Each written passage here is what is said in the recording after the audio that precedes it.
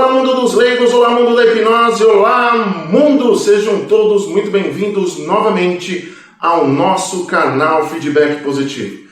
Eu sou Marcelo Galante e no programa Fala Chefe Celebridades de hoje, na minha opinião, nós vamos conversar com um dos maiores jornalistas esportivos de todos os tempos. Nós vamos conversar com o Antônio Petri.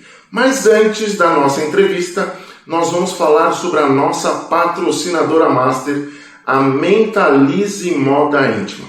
Para você, mulher que gosta de lingerie, para você, mulher que procura todos os tamanhos, do P ao plus size, Mentalize Moda Íntima.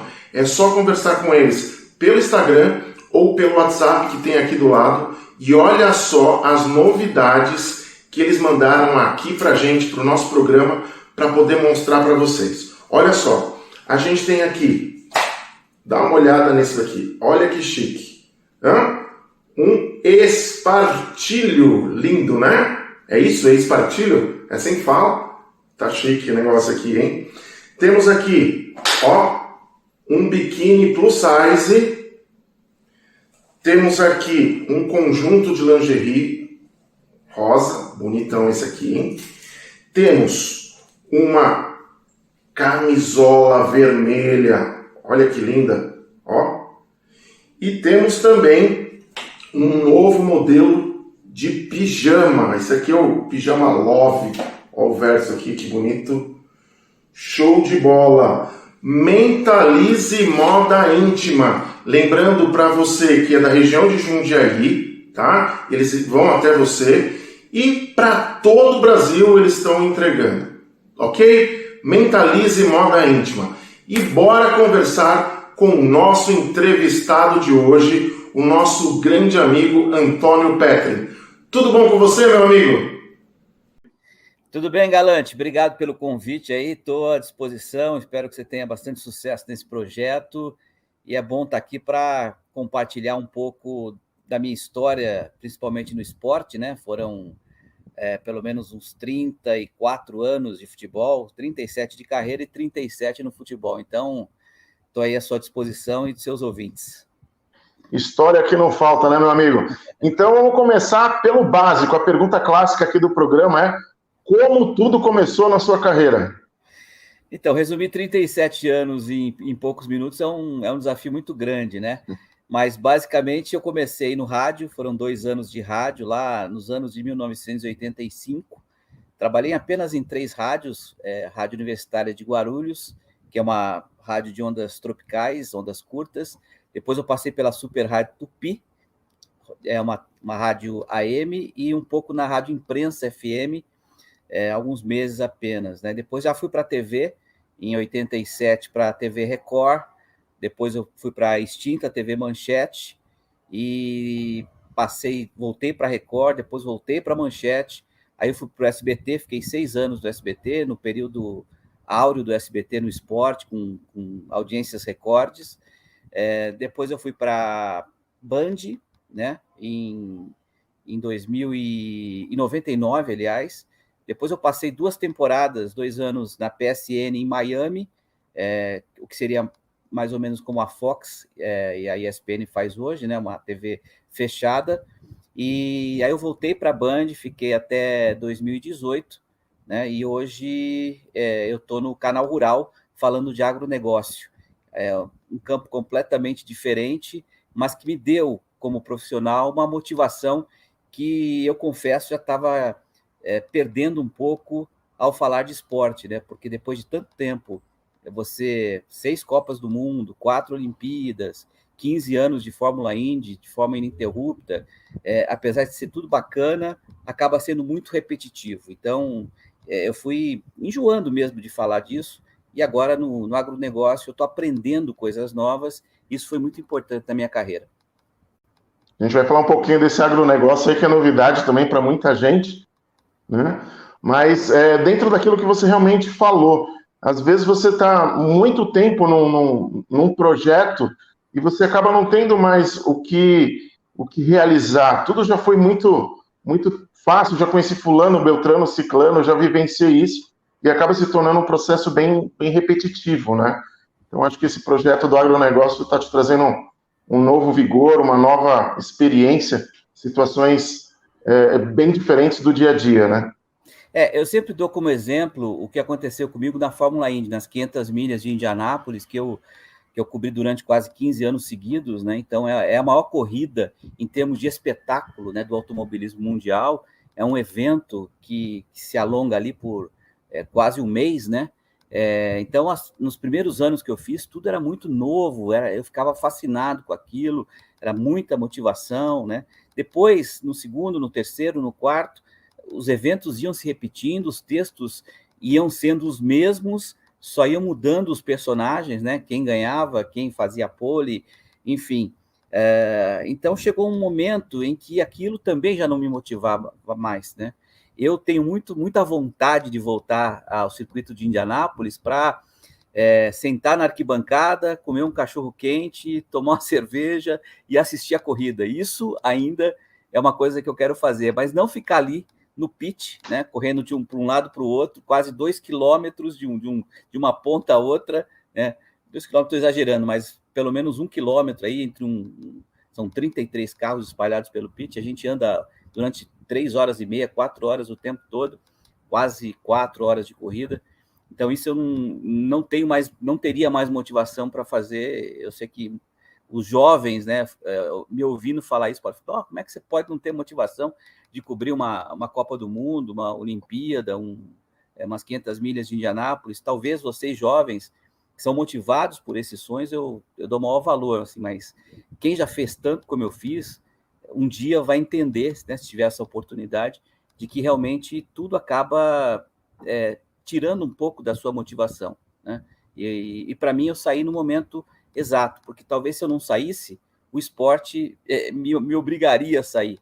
Então, é bom estar na televisão. Eu costumo dizer, Galante, que você tá na televisão, entrar na televisão com o microfone, aparecer, fazer uma reportagem, é uma missão até fácil, mas você permanecer no ar, né, no vídeo, durante 37 anos de carreira, como foi o meu caso, de forma quase que ininterrupta, eu fiquei desempregado nesses 37 anos, no máximo 2, 3 meses, né? É uma missão mais difícil. Entendi. E é aquela velha história, o que é a definição de motivação? É motivo para agir. Se aí já não está mais naquele pique, acaba se tornando uma obrigatoriedade e não tem o prazer, né? No caso do futebol também isso se revelou, porque eu fui acostumado na minha carreira a conversar com o jogador de forma individual, né?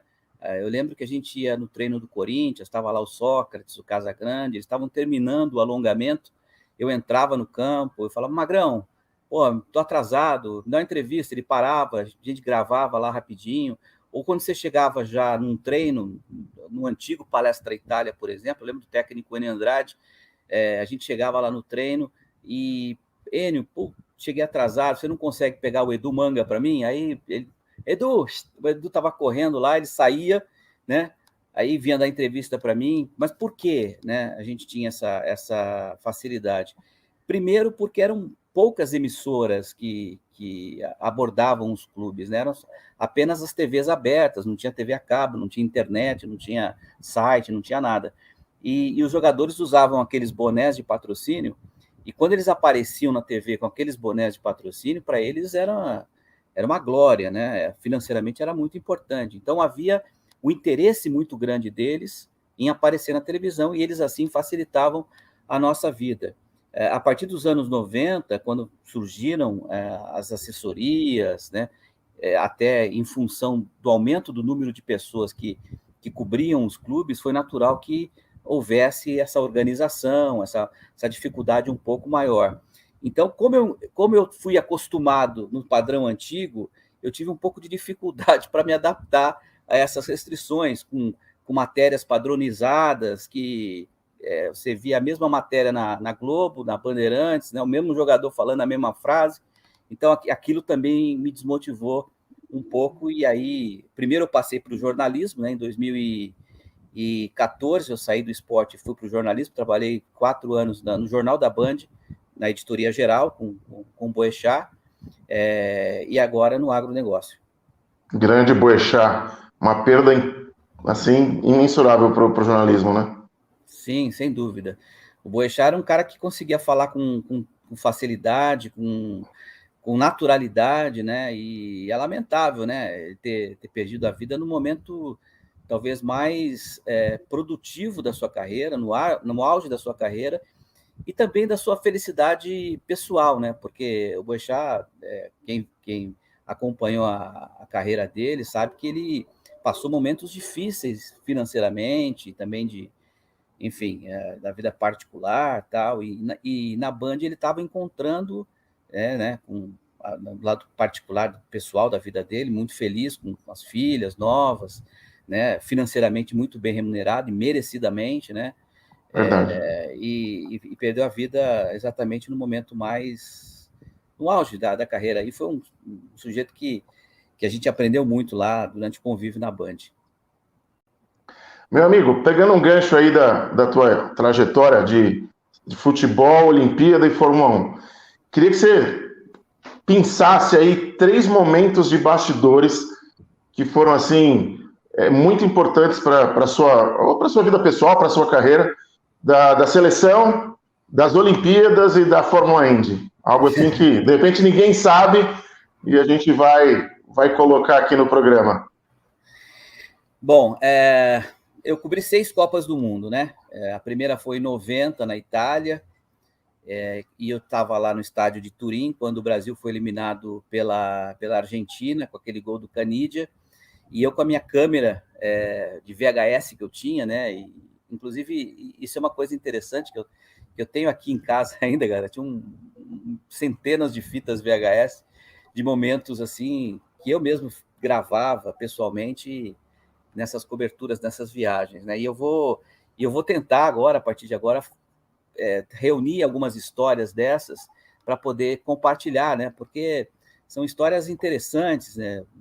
Convívio, por exemplo, com o grande João Saldanha na Copa de 90, que foi comentarista da TV Manchete, com o Zagallo, que era comentarista da TV Manchete. Quantas vezes a gente ia jantar e almoçar juntos ali, né? Osmar de Oliveira, saudoso Osmar de Oliveira, Falcão, Armando Marques, Alberto Léo, enfim, toda a equipe da TV Manchete. Só a nata, né? No SBT convivi com o Silvio Luiz, com o Luiz Alfredo, com o Luiz Ceará, com Orlando Duarte, com o Juarez Soares, e na Band, né, com o Luciano do Vale, enfim, com vários personagens. Então eu tenho um pouquinho dessas histórias todas com eles aqui. Agora, eu sempre falo assim, me perguntam assim, qual que foi a sua Copa especial? Eu falo, olha, existem 3 Copas que me marcaram muito. A primeira, porque foi exatamente a primeira, e na Itália, onde os meus pais nasceram, tanto o meu pai como minha mãe. Então, minha primeira viagem internacional, com 25 anos de idade, foi para a Itália, né, o país dos meus pais, para fazer uma Copa do Mundo. Então, aquilo me marcou muito. 60 dias lá em Roma, foi algo especial. Aí eu tenho, né, nesse jogo de Turim, a imagem do Maradona vestido com a camisa da seleção brasileira, algo que acho que ninguém tem, porque eu gravei com a minha câmera. Que legal. Né? Ele trocou a camisa com o Careca, que era companheiro dele do Napoli, né? No final do jogo. Então ele celebrando a vitória da Argentina vestido da camisa da seleção brasileira. Então essa Copa foi especial. A seguinte, a de 94, né? Que o Brasil ganhou o título depois de 24 anos, né, contra a Itália. Eu estava em Los Angeles, ali, quando o Baggio chutou aquele pênalti para fora, e eu estava no meio da torcida da Itália, porque o meu ingresso, né, apesar de ser jornalista, os ingressos têm que ser respeitados, a numeração. E o meu era no meio da torcida da Itália, e na hora dos pênaltis, um menininho italiano, ele se agarrava, tinha 5, 6 anos de idade, ele se agarrava às pernas do pai e não queria olhar os pênaltis, né? E aí, quando o Baggio chutou, chutou para fora, ele começou a chorar e ele falava assim: mas por quê, papai? Mas por quê, né? Mas por quê? Por quê, papai? Né? E aquilo me emocionou bastante, porque de um lado eu tinha a alegria da conquista da seleção brasileira e do outro lado a tristeza dos italianos que eu vi ali, meus pais também. Nesse momento, meus pais lá no Brasil devem estar tristes, devem estar chorando. Então foi um momento... O coração ficou dividido ali, né? Inesquecível. E a outra Copa que me marcou bastante foi a da África do Sul, né? Porque foi a primeira Copa que eu fiz, assim, no frio, né? Todas as outras Copas foram um calor intenso. Lá na África do Sul, a gente pegava temperaturas de 2, 3 graus, assim, muito frio, né? E numa realidade completamente diferente das outras Copas, que era uma realidade mais pobre, de favelas, da Soweto, né? Então, culturalmente, aquilo foi importante também na minha carreira. E a terceira Copa que me marcou bastante foi aqui no Brasil, porque eu já não estava mais no esporte, eu não cobri mais a seleção, né? Eu pedi para não cobrir a seleção, porque é muito chato cobrir a seleção brasileira, assim, em termos de rotina de trabalho, né? E aí me colocaram, acho que Deus me iluminou, falou, você vai acompanhar a Alemanha, né? Então, você é campeã. Então, eu, desde lá de Porto Seguro, eu acompanhava a Alemanha nas praias, eu fazia off deitado na rede numa pousada, né? E depois a gente viajava com a Alemanha, fui para Porto Alegre, na vitória contra a Argélia, fui para o Nordeste, passei no jogo de Belo Horizonte, 7-1 contra o Brasil, né? Depois eu fiz a grande final contra a Argentina no Maracanã, né? Coroando essa passagem pela Alemanha. Então, essas 3 Copas foram especiais para mim. E as Olimpíadas, fiz Barcelona, 92, quando o Brasil ganhou a medalha de ouro no vôlei, né? Com aquela seleção do Tandy, Marcelo Negrão, Giovani, aquilo foi um momento especial também. E em 96, em Atlanta, aliás, foi importante, embora foi uma Copa de muita segurança, né? Você era revistado o tempo todo, tal, por conta dos atentados. E 2004 em Atenas, né? E 2016 no Rio de Janeiro. Foram as 4 Olimpíadas que eu fiz. E no automobilismo eu acompanhei mais a Fórmula Indy, assim, como repórter, né? Porque que era do SBT e também depois da Band, e muitas reportagens com Ayrton Senna na Fórmula 1, né? Então, basicamente foram esses pontos mais importantes aí da minha carreira. E falando de Ayrton Senna, eu sou fã assim de Fórmula 1, tenho o capacete do Senna, tenho os carrinhos, foi um cara fantástico. E para você que vivenciou, entrevistou, como que era o Senna fora das câmeras? Fala um pouquinho desse nosso grande herói, irmão. Cara, o Senna, eu tenho uma entrevista com o Senna numa fita cassete, no dia que ele assinou com o Banco Nacional. Não existe mais esse banco, né? Foi aqui na Avenida Paulista e eu trabalhava na rádio, acho que foi 86, por aí, eu estava na rádio ainda. Então eu fui com o meu gravadorzinho e depois que ele deu uma entrevista coletiva, né, para as emissoras todas de TV, ele falou individualmente com alguns repórteres, tá? Naquela época não havia tantas emissoras, como eu citei, então era muito mais fácil você ter entrevistas exclusivas assim.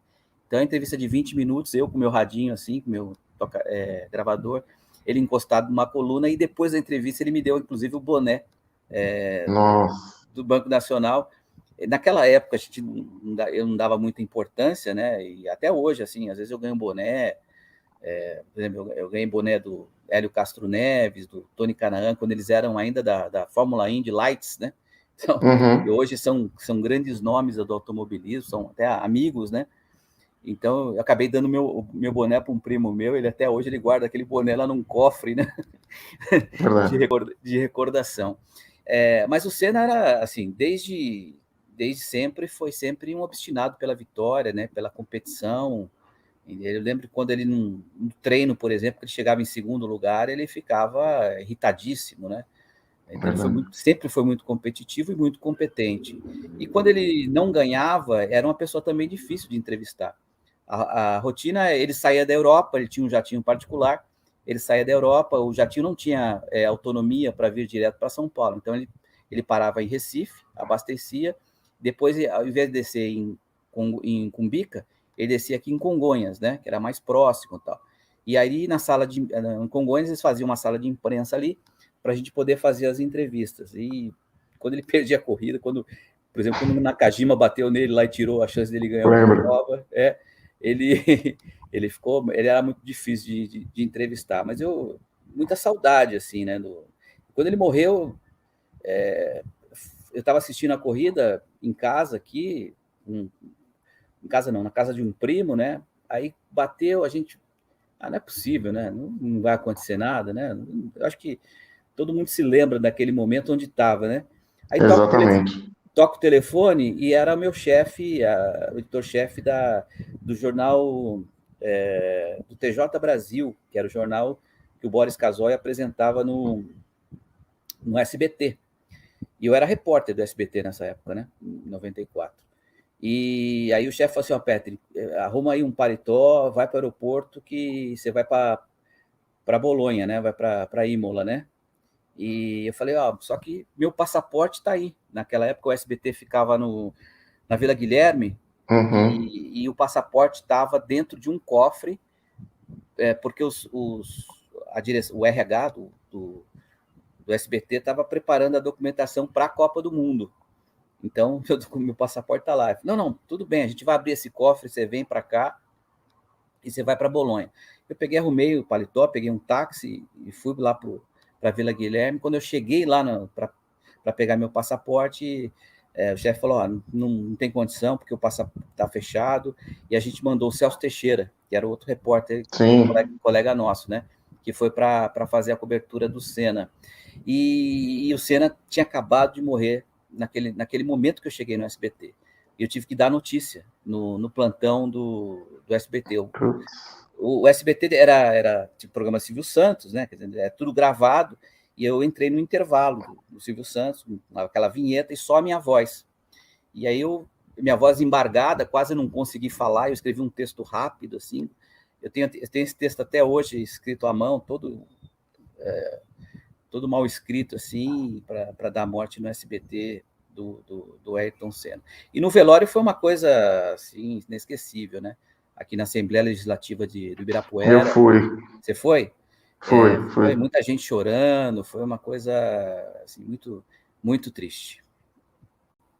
Maravilha. Meu amigo, e qual a sensação de você ter chegado lá? Desde que você entrou ali na faculdade e hoje já renomado, qual é essa sensação de missão cumprida dentro da sua profissão? Cara, eu fico muito, assim, feliz, né? Porque as coisas às vezes acontecem na vida da gente meio sem querer. Eu entrei na faculdade para fazer publicidade e propaganda. Eu trabalhava numa agência de propaganda do Banco Real, que também não existe mais, Sim. aqui na Avenida Paulista, e eu entrei na faculdade para fazer publicidade e propaganda. E na FIAM, onde eu me formei, o curso de comunicação social eram 2 anos básicos, né? E só no terceiro ano que você tinha que optar entre publicidade, jornalismo ou relações públicas. E aí, na faculdade, eu conheci um amigo até hoje, que é o Acas Felliger, que é o assessor de imprensa do Felipão. Nós fomos companheiros de equipe, e ele era, assim, esse era apaixonado por futebol, é ainda, né? E ele era, assim, tinha coleção da Placar, campeonato inglês, campeonato italiano, tal. Eu sempre gostei de futebol e de automobilismo. E aí ele falou assim, Petri, tem uma rádio lá em Guarulhos, tal, você não quer lá conhecer? É uma rádio escola, tal. Eu falei, vou fazer o quê? Rádio? Eu falei, vamos lá conhecer. Eu peguei e fui, né? Peguei 3 ônibus aqui de onde eu moro, no Butantã, até Guarulhos. Acordei 5 horas da manhã e fui lá. E cheguei lá, era uma rádio escola, as pessoas mal conseguiam falar no microfone e tal, mas tinha, assim, toda a estrutura de uma rádio, né? Assim, e eu fiquei apaixonado por aquilo. E na semana seguinte, o Acácio falou, você também pode falar, se você quiser. Aí eu comecei a falar de automobilismo, né? Gostava de Fórmula 1 daquela época também. E aí a minha carreira, quando chegou no 4º ano, quando eu me formei em jornalismo, né? Eu optei por jornalismo no 3º ano, deixei a publicidade de lado. E quando eu me formei em jornalismo, eu já estava trabalhando na TV Record como repórter. Então essa coisa aconteceu meio que naturalmente. Mas eu acho que, assim, eu costumo dizer que em qualquer profissão, você, para ter sucesso, você precisa ter 3 condições, assim, né? Você primeiro precisa ter talento, depois você precisa ter muito trabalho, né?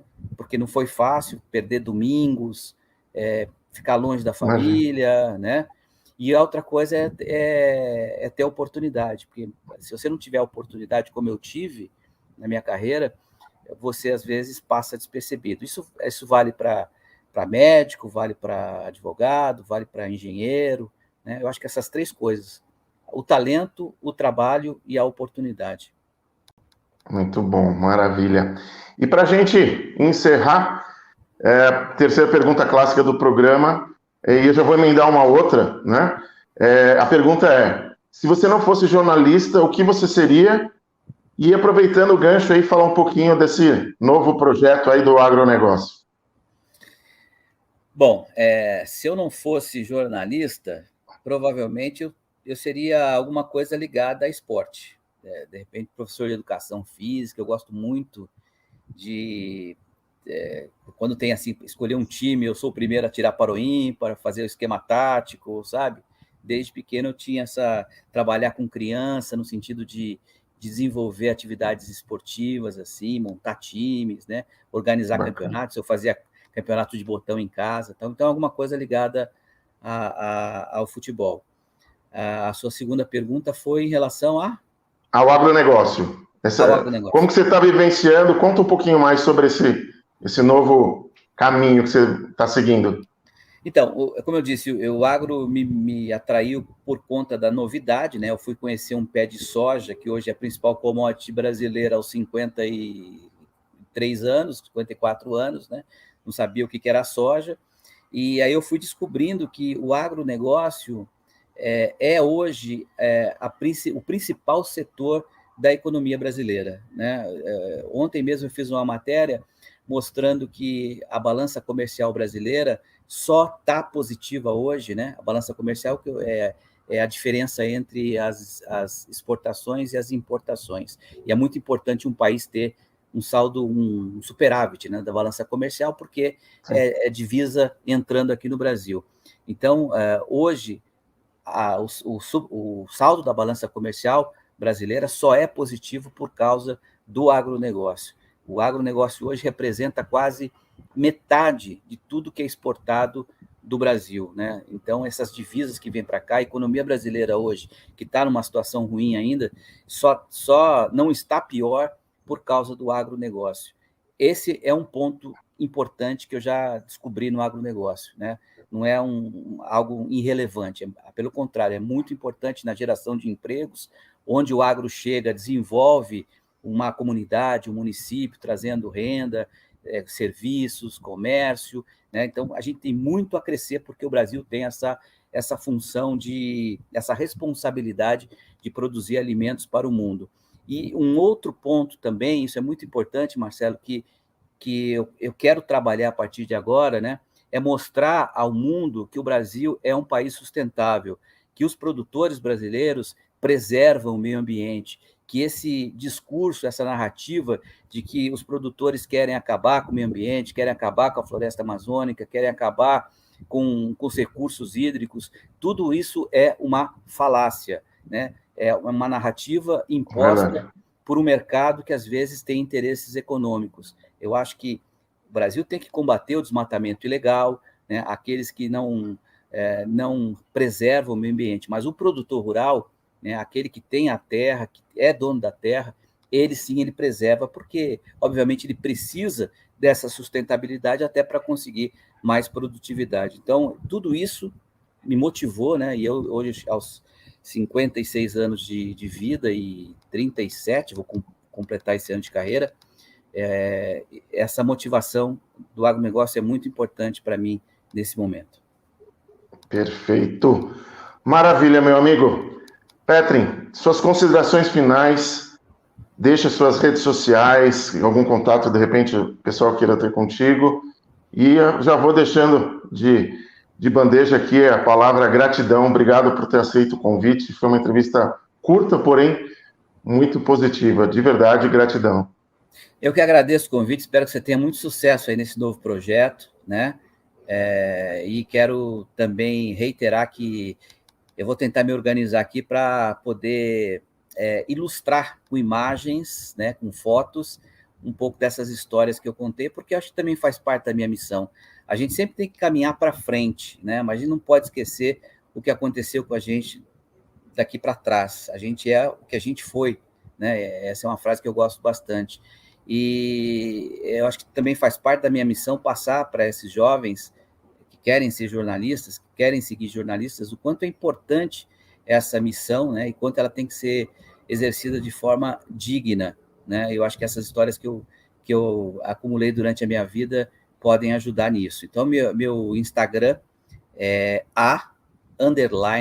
_Petrin, um N de navio no final. E o Facebook está no meu nome, meu sobrenome verdadeiro, que é Petricione, né? Petricione com 2 Cs, Antônio Petricione. Vocês podem me acompanhar. E eu tenho também, Galante, um canal no YouTube chamado Fábrica de Reportagens.